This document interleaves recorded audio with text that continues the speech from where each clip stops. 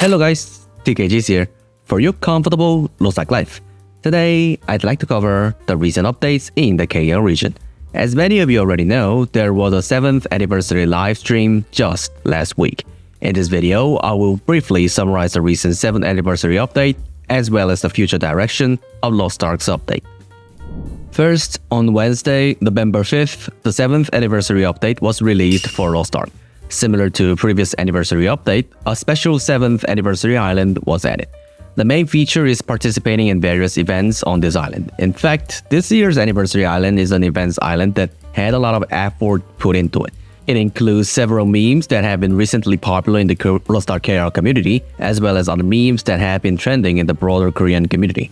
Because it also brings back fond memories, it has been very well received since its release.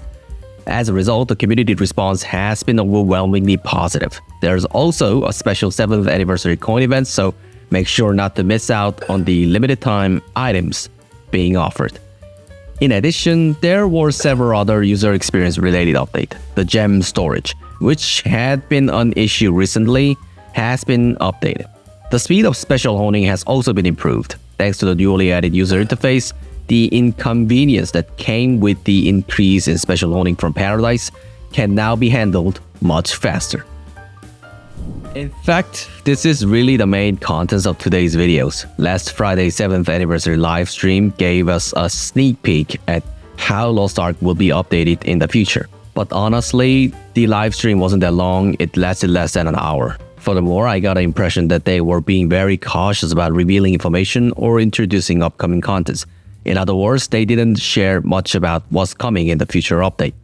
First, let me talk about how the recent issues will be addressed going forward. LostArk has a unique economic system called trust. However, in KR recently, there has been a rise in gold trading that bypasses the system, which has become a significant problem. The main issue is that there had been increasing concern that these bypassing activity are being neglected, which has highlighted the seriousness of the problem. Of course, as was stated during the live streams, these activities will not be ignored. The developers announced that they plan to impose various types of penalties based on repetitiveness and continued use of such actions. And they also said that they would add a warning stage for bypass activity to prevent them more proactively. As I mentioned in my previous videos, there will also be improvements to contents difficulty based on presence or absence of a support class. For example, one of the daily contests, the Guardian Raid, is expected to be improved. Rather than just improving the matching system itself, a different approach will be taken. Adjustments and updates are planned so that even without a support class, general combat aspect like mana will be maintained to enhance the player's experience. It also appears that Flare will be reworked. Additionally, there will be changes to how parties are formed in the futures. This is something that has been requested for a long time and, as mentioned in previous live streams, should have been implemented earlier. Finally, the combat score will be displayed more simply. We'll have to wait and see what it looks like, but it is great to hear that this update is planned. The new combat score user interface is scheduled to be added next week on November 19th. And as for LostArk Online, the date for Law on Winter has finally been announced. It's December 7th. If you want to attend the event in person, you can purchase ticket through the official website between November 12th and 23rd. It seems that not much was revealed during this stream, possibly because a lot is being saved for this so-called winter update. It felt like they were holding back for the futures. Still, a few things were shared. First, there was an important preliminary announcement, a low-level progression nerf. Many people, myself included, have been asking for changes in these areas. In this nerf, all Tier 3 materials will be converted to silvers, and both advanced honing, stage 1 and 2, from level 1 to 20, will be made easier. And here's some great news, Transcendence and Elixirs will soon be removed from LostArk. The effects of these existing systems will be transferred to gear effects or Ark passive, so only the effects will remain.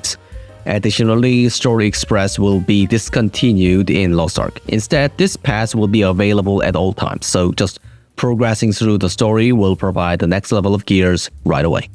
There was also a brief mention of the upcoming balance patch. Recently, there have been many issues related to balance. In particular, the addition of the Tier 4 has significantly reduced the flexibility of builds that the developers were aiming for. For example, if a specific class's Ark Grid effect is too strong, it basically removes any other viable choices, leaving players with only one option. Honestly, I was hoping that it would address this a bit faster, but the next balance update is scheduled for December 10th. Right after long winter on December 7th. This time, the balance adjustment will mainly focus on Ark Grid system, and the changes are planned so that players can select different cores and build depending on their playstyle.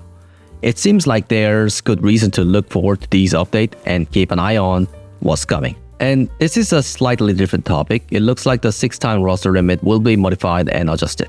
Currently, feedback from various sources is being collected, and after final coordination and verifications, the details are expected to be revealed at Long Winter on December 7th. Honestly, I think this stream was still worth watching, despite the issue mentioned earlier, and although there are some concerns about future problems, it felt like the team was actively trying to tackle these challenges head-on, which I think is really positive.